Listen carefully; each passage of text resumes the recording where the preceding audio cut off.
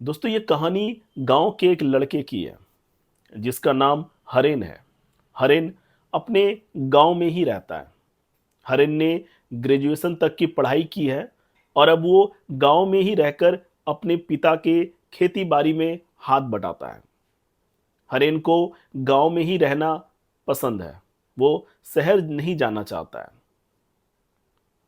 हरेन को गांव की हरियाली, गांव के खेती बाड़ी के काम में ही मन लगता है।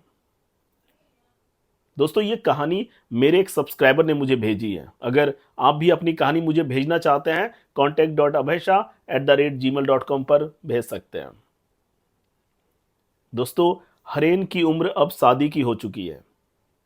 हरेन के पेरेंट्स अब सोचते हैं कि हरेन की शादी कर देनी चाहिए। हरेन भी मन ही मन में खुश था क्योंकि हरेन भी चाहता था उसकी शादी हो जाए।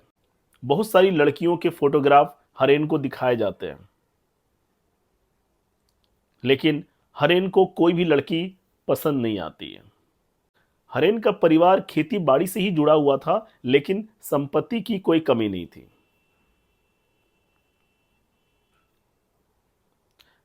बहुत सारे फोटोग्राफ्स देखने के बाद भी हरेन को कोई लड़की पसंद नहीं आ रही थी। एक दिन हरेन देखता है कि घर के टेबल पर एक इन्वलप रखा हुआ है। हरेन उस इन्वलप को उठाता है और उस इन्वलप को खोलता है। अंदर एक फोटोग्राफ था। हरेन उस फोटोग्राफ को बाहर निकालता है और देखता है एक लड़की का फोटोग्राफ था। वो लड़की बहुत ही सुंदर थी। हरेन को वो फोटोग्राफ बहुत पसंद आता है। हरेन अपनी मदर के पास जाता है और कहता है कि माँ, मुझे ये फोटोग्राफ बहुत पसंद है और मैं इसी लड़की से शादी करूंगा। हरेन की माँ कहती है, ठीक है बेटा, तुम इसी लड़की से शादी करना। और हरेन की मदर उस लड़की के फादर से बात करते हैं और उनको हाँ बोल देते हैं। लड़की के फादर भी रेडी हो जाते हैं। अब शादी की तैयारियां शुरू हो जाती हैं। शादी की तैयारियां बहुत ही जोर शोर से चल रही थी। हरेन भी उस दिन का इंतजार कर रहा था जब उसकी शादी होनी थी। आखिरकार वो दिन आ ही जाता है जिस दिन हरेन की शादी थी। हरेन काफी खुश था क्योंकि आज उसकी शादी होने वाली थी। हरेन अपने गांव से बैंड बाजा बारात लेकर शादी करने के लिए उस लड़की के गांव में चला जाता है। शादी संपन्न होती है। उसके बाद सुबह में लड़के की विदाई की जाती है। पहले के समय में गांवों में लड़की की विदाई डोली में की जाती थी। चार कहार डोली में लड़की को लड़के के घर लेकर आते थे। इसलिए उस लड़की को भी डोली में ही विदा किया गया। चार कहार डोली को लेकर चल रहे थे। अचानक आते आते जो चारों कहार थे वो बहुत थक जाते हैं। वो सोचते हैं कि अगर आगे कोई पेड़ दिखेगा तो उस पेड़ के नीचे हम इस डोली को रख देंगे और थोड़ी देर वहां पे आराम कर लेंगे। उसके बाद आगे इस डोली को लेकर हम लोग चलेंगे। तभी चारों कहारों को एक बरगद का विशाल पेड़ दिखता है। चारों कहार डोली को ले जाकर उस बरगद पेड़ के नीचे रख देते हैं। सारे बाराती भी वहां पे कुछ देर के लिए रुक जाते हैं। सारे बाराती इस बात से अनजान थे कि उस बरगद के पेड़ में एक चुड़ैल रहती थी। जब चारों कहार और सारे बाराती रेस्ट कर रहे थे, तब धीरे से वो चुड़ैल बरगद के पेड़ से नीचे उतरती है और डोली के अंदर जाती है और दुल्हन के शरीर में प्रवेश कर जाती है। उसके बाद चारों कहार जगते हैं और डोली को लेकर चले जाते हैं। डोली शाम तक हरेन के द्वार में पहुंच जाती है। दुल्हन के स्वागत में सारी गांव की जो महिलाएं थी, घर की जो महिलाएं थी, वो खड़ी हो जाती है। दुल्हन की स्वागत की जाती है। उसके बाद दुल्हन डोली से उतरती है। सारी जो विधि होती है गांव की वो की जाती है। उसके बाद दुल्हन अपने कमरे में चली जाती है। रात में हरेन अपने कमरे में जाता है। दुल्हन का नाम रजनी था। वो रजनी से बात करने लगता है। हरेन रजनी से उसके बारे में कुछ सवाल जवाब करता।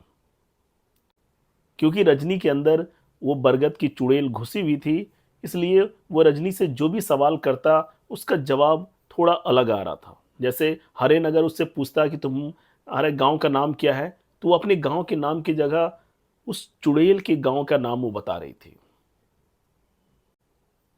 वो अपना नाम भी रजनी की जगह मोना बता रही थी कि मेरा नाम मोना है।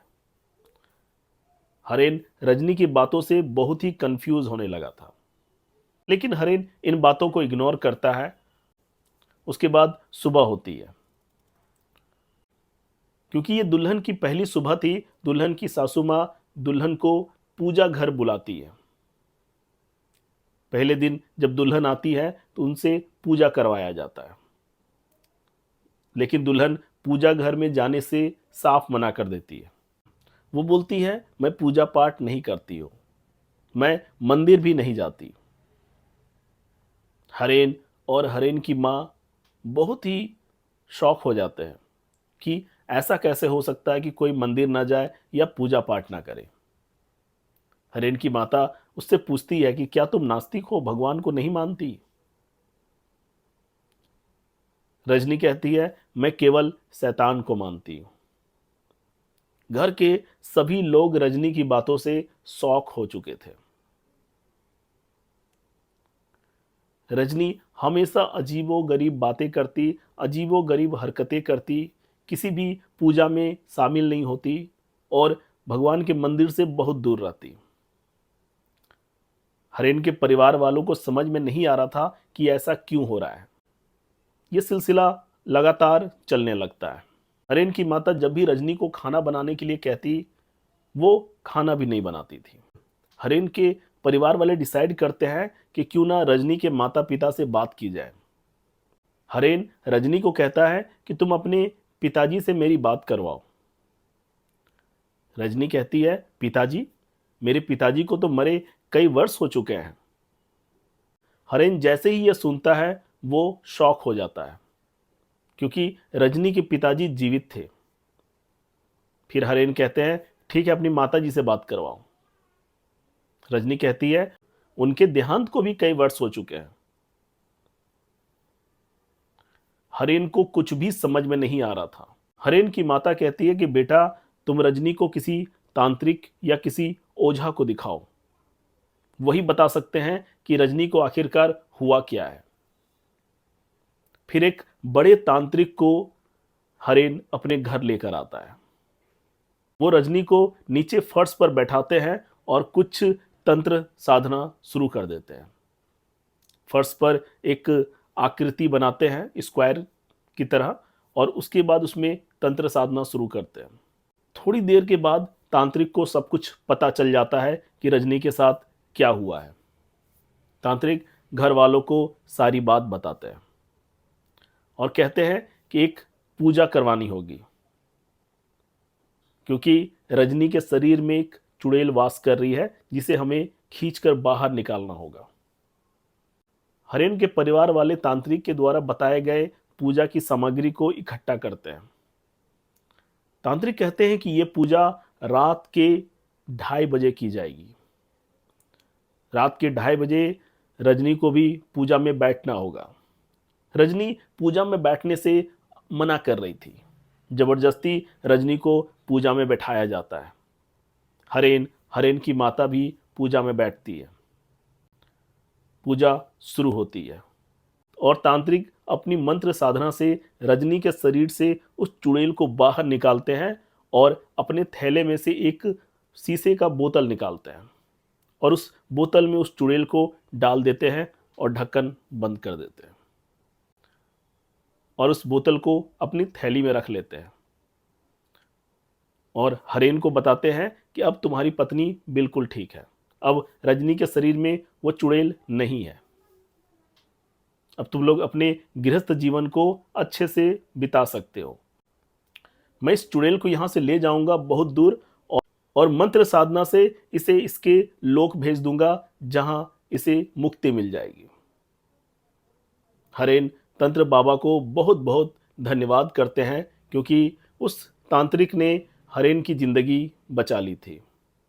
तो दोस्तों, ये कहानी आपको कैसी लगी एक कमेंट के माध्यम से जरूर बताएं। Thank you.